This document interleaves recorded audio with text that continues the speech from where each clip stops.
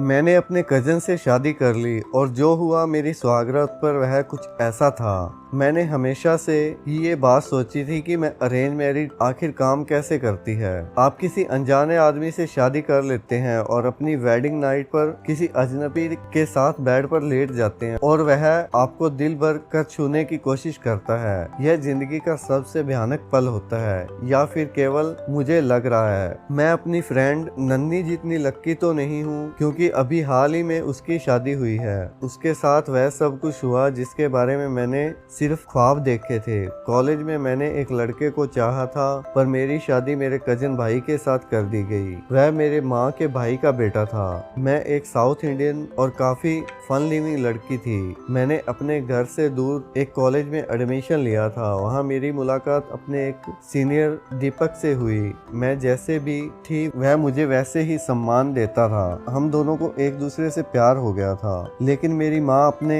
अलग ही सपने देख रही थी। मैंने जैसे ही कॉलेज खत्म किया, उन्होंने मुझे शादी के लिए फोर्स करना शुरू कर दिया। मैंने शादी के लिए मना किया और अपने प्यार के बारे में उन्हें बताया। इतना बोलती ही मेरी माँ रोने लगी और बोली कि वह हमारी कास्ट का नहीं है। मैं अपना चेहरा अब अपने भाई को कैसे दिखाऊंगी। मैं और मेरी माँ के बीच कई दिनों तक कहासुनी चलती रही। एक दिन अचानक मेरी माँ ने चाकू लेकर अपनी कलाई काटने की जिद की। मैं ये देखकर पागल हो गई और उन्हें मनाने लगी। फिर कई दिनों तक मुझसे घर में किसी ने बात नहीं की। मैंने सोच लिया कि अब मेरे पास एक ही ऑप्शन बचा है सिवाय अपने कजन के साथ शादी करने के। मेरी माँ ने मुझे बताया कि शादी की सारी तैयारियां हो गई हैं। मुझे इस बात को एक्सेप्ट कर लेना चाहिए। मैंने अपने भाई से शादी कर ली। मुझे अब भी यकीन नहीं हो रहा कि मेरा भाई मेरा पति बन चुका है। यह सुनते ही मुझे शौक लगा। मुझे चिल्लाने पर मजबूर मत करो, उसने मुझे धमकाया। मुझे समझ में नहीं आ रहा था कि मैं क्या बोलूं। उसने मेरे कान में बोला, मुझे तुम्हारे पास के बारे में सब कुछ अच्छी तरह पता है। तुम्हारे ही कारण मेरे माता पिता ने मेरी शादी इतनी जल्दी करवाई है। फिर उसने मुझे अपनी पत्नी बनने को बोला।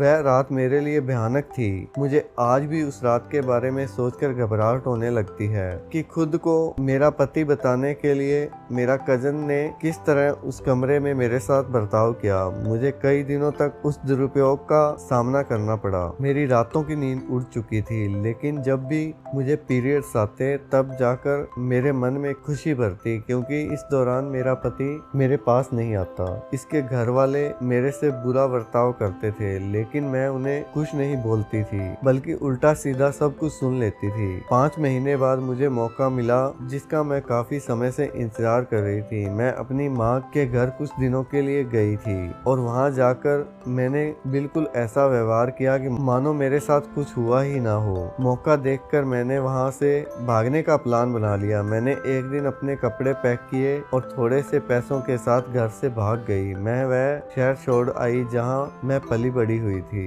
इस अनजान शहर में पहुंचकर मुझे काफी अच्छा महसूस हो रहा था, मानो मैं आजाद हूँ। मैंने अपनी माँ को भी बता दिया और वह भी कुछ नहीं बोल पाई। दीपक ने मुझसे कहा कि मेरे अंदर काफी हिम्मत है और मैं अपनी नॉलेज के बल पर सब जीत सकती हूँ। मुझे दीपक की बहुत याद आती थी, लेकिन अब 2 साल बीत चुके थे।